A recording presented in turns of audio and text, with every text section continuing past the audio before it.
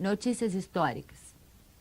Para bem compreender certas passagens dos evangelhos, é necessário conhecer o valor de muitas palavras frequentemente empregadas nos textos e que caracterizam o estado dos costumes e da sociedade judia naquela época. Essas palavras, não tendo para nós o mesmo sentido, foram quase sempre mal interpretadas e geraram algumas incertezas. A compreensão do seu significado explica também o verdadeiro sentido de certas máximas que, à primeira vista, parecem estranhas. Samaritanos.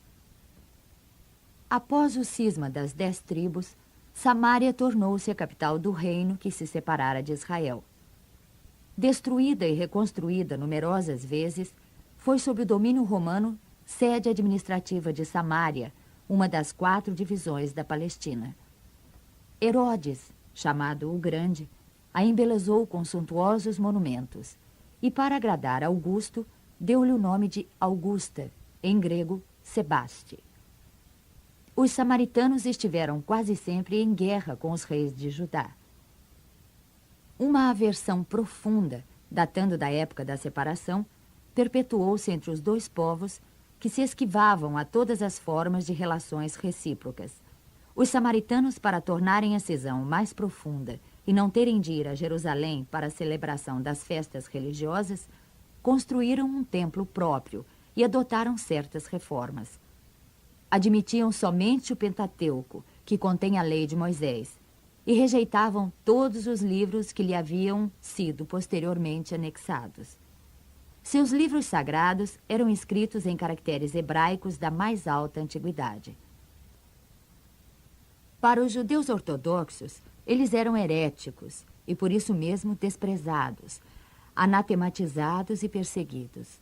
O antagonismo das duas nações tinha, portanto, como único princípio a divergência de opiniões religiosas, embora as suas crenças tivessem a mesma origem. Eram os protestantes da época. Ainda hoje se encontram samaritanos em algumas regiões do Oriente, particularmente em Naplusa e Jafa. Observam a lei de Moisés com mais rigor do que os outros judeus e só se casam entre eles. Nazarenos, nome dado na antiga lei aos judeus que faziam votos por toda a vida ou por algum tempo de conservar-se em pureza perfeita. Adotavam a castidade, a abstinência de bebidas alcoólicas e não cortavam os cabelos. Sansão, Samuel e João Batista eram nazarenos.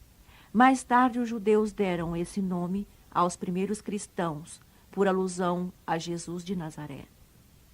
Esse foi também o nome de uma seita herética dos primeiros séculos da era cristã, que, à semelhança dos ebionitas, dos quais adotara certos princípios, misturava a prática mosaicas aos dogmas cristãos. Essa seita desapareceu no século IV. Publicanos. Eram assim chamados, na Roma antiga, os cavalheiros arrendatários das taxas públicas, encarregados da cobrança dos impostos e das rendas de toda a espécie, fosse na própria Roma ou em outras partes do Império. Assemelhavam-se aos arrendatários gerais e aos contratantes do antigo regime na França, e aos que ainda existem em algumas regiões. Os riscos a que estavam sujeitos faziam que se fechassem os olhos para o seu enriquecimento, que para muitos eram produtos de cobrança e de lucros escandalosos. O nome de publicanos foi estendido mais tarde a todos os que lidavam com o dinheiro público e aos seus agentes subalternos. Hoje, a palavra é tomada em sentido pejorativo para designar os negocistas e seus agentes pouco escrupulosos. Às vezes dizemos ávido como um publicano, rico como um publicano, referindo-nos a fortunas de má procedência. Durante a dominação romana, o imposto foi o que os judeus mais dificilmente aceitaram e o que mais causava irritações entre eles. Provocou numerosas revoltas e foi transformado numa questão religiosa, porque era considerado como contrário à lei. Chegou-se mesmo a formar um partido poderoso que tinha por chefe um certo Judas, chamado o Gaulonita, que estabelecera como princípio o não pagamento do imposto. Os judeus tinham horror ao imposto e, por consequência, a todos os que se encarregavam de arrecadá-lo. Esse é o motivo de sua aversão pelos publicanos de todas as categorias, entre os quais se podiam encontrar pessoas estimáveis, mas que, em virtude de suas funções, eram desprezadas juntamente com as pessoas de suas relações, todas confundidas na mesma repulsa. Os judeus bem considerados julgavam comprometer-se ao manter relações íntimas com eles. Peageiros eram os cobradores inferiores encarregados de receber o pagamento para entrada nas cidades. Suas funções correspondiam mais ou menos a dos funcionários aduaneiros e dos cobradores de taxas sobre mercadorias. Sofriam também a reprovação aplicada aos publicanos em geral. É por essa razão que encontramos frequentemente no Evangelho o nome de publicano ligado à designação de gente de má vida. Essa qualificação não se referia aos dissolutos e aos vagabundos. Era uma expressão de menosprezo, sinônimo de gente de má companhia, indigna de relações com gente de bem. Fariseus. A tradição constituía parte importante da teologia judaica. Consistia na reunião das interpretações sucessivas dadas aos trechos das Escrituras que se haviam transformado em artigos de dogma. Isso era, entre os doutores, motivo de discussões intermináveis, na maioria das vezes, sobre simples questões de palavras ou de formas, à semelhança das disputas teológicas e das sutilezas da escolástica medieval. Daí surgiram diferentes seitas que pretendiam, cada qual, o monopólio da verdade, e, como acontece quase sempre, detestando-se cordialmente entre si. A mais influente era a dos fariseus, que tinha Hilel como chefe, doutor judeu nascido na Babilônia, fundador de uma célebre escola onde se ensinava que a fé só era dada pelas Escrituras. Sua origem remonta aos anos 180 ou 200 a.C. Os fariseus foram perseguidos em diversas épocas, notadamente sob o domínio de Hircano, sumo pontífice e rei dos judeus, e sob o domínio de Aristóbulo e Alexandre, reis da Síria. Não obstante, como este último lhes restituiu as honras e os bens, eles recuperaram o poder, conservando-o até a ruína de Jerusalém, no ano 70 da era cristã, quando então o seu nome desapareceu em consequência da dispersão dos judeus. Os fariseus desempenhavam papel ativo nas controvérsias religiosas.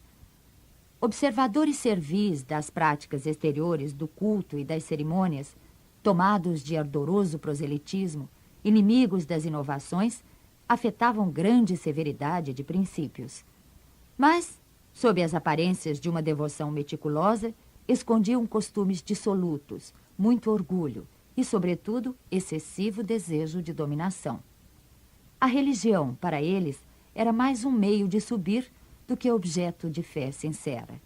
Tinham apenas exterioridades e ostentação de virtudes, mas com isso exerciam grande influência sobre o povo, passando para este como santos personagens. Eis porque eram muito poderosos em Jerusalém. Criam, ou pelo menos professavam crer na providência, na imortalidade da alma, na eternidade das penas e na ressurreição dos mortos. Jesus, que acima de tudo prezava a simplicidade e as qualidades de coração, que preferia da lei o espírito que vivifica à letra que mata, entregou-se durante toda a sua missão a desmascarar essa hipocrisia e, em consequência, os transformou em seus inimigos encarniçados. Foi por isso que eles se ligaram com os príncipes dos sacerdotes para revoltar o povo contra ele e levá-lo ao sacrifício. Escribas, nome dado a princípio aos secretários dos reis de Judá e a certos intendentes dos exércitos judeus. Mais tarde, essa designação foi aplicada especialmente aos doutores que ensinavam a lei de Moisés e a interpretavam para o povo. Faziam causa comum com os fariseus participando dos seus princípios e de sua aversão aos inovadores. Por isso, Jesus os envolve na mesma reprovação. Sinagoga. Só um templo existia na Judéia, o de Salomão, sito em Jerusalém, onde se celebravam as grandes cerimônias do culto. Todos os anos, os judeus se dirigiam a ele em peregrinação para as festas principais, como a da Páscoa, da Dedicação e a dos Tabernáculos. Foi nessas ocasiões que Jesus fez numerosas viagens a Jerusalém.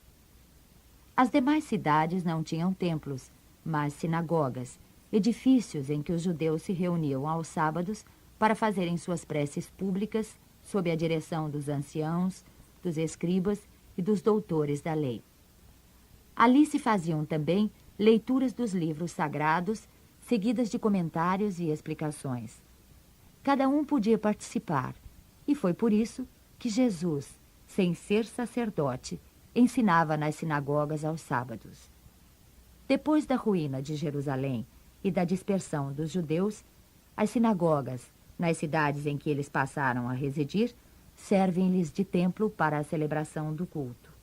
Saduceus, seita judaica que se formou por volta do ano 248 a.C., assim chamada em virtude do nome de seu fundador, Sadoc. Os saduceus não acreditavam na imortalidade da alma, nem na ressurreição ou na existência dos anjos bons e maus. Apesar disso, acreditavam em Deus, e embora nada esperassem após a morte, serviam-no com interesse de recompensas temporais, ao que, segundo acreditavam, se limitava a sua providência. A satisfação dos sentidos era para eles o fim principal da vida. Quanto às escrituras, apegavam-se ao texto da antiga lei, não admitindo nem a tradição, nem qualquer outra interpretação. Colocavam as boas obras e a execução pura e simples da lei acima das práticas exteriores do culto. Eram, como se vê, os materialistas, os deístas e os sensualistas da época. Essa seita era pouco numerosa, mas contava com personagens importantes e tornou-se um partido político sempre oposto aos fariseus. Essênios, seita judaica fundada cerca do ano 150 a.C., no tempo dos Macabeus. Seus membros moravam em edifícios semelhantes a mosteiros e formavam uma espécie de associação moral e religiosa. Distinguiam-se pelos costumes suaves e as virtudes austeras, ensinando o amor a Deus e ao próximo, a imortalidade da alma e crendo na ressurreição. Eram celibatários, condenavam a escravidão e a guerra, tinham seus bens em comum e se entregavam à agricultura.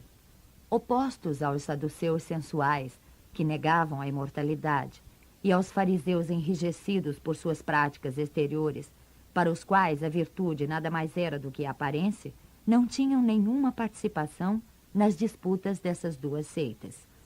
Aproximavam-se por seu gênero de vida dos primeiros cristãos, e os princípios de moral que professavam levaram algumas pessoas a supor que Jesus fizera parte dessa seita antes do início de sua missão pública. O certo é que ele devia conhecê-la, mas nada prova que fosse filiado a ela, e tudo quanto se tem escrito a respeito é hipotético. Terapeutas, do grego, servir, curar, quer dizer, servidores de Deus ou curadores. Sectários judeus contemporâneos do Cristo, estabelecidos principalmente na Alexandria, no Egito. Tinham intensas relações com os essênios, cujos princípios professavam e, como eles, se davam à prática de todas as virtudes. Eram extremamente frugais na alimentação, votados ao celibato, à contemplação e à vida solitária, constituindo uma verdadeira ordem religiosa. Filon, filósofo judeu de Alexandria, platônico, foi o primeiro a se referir aos terapeutas, apresentando-os como uma seita judaica.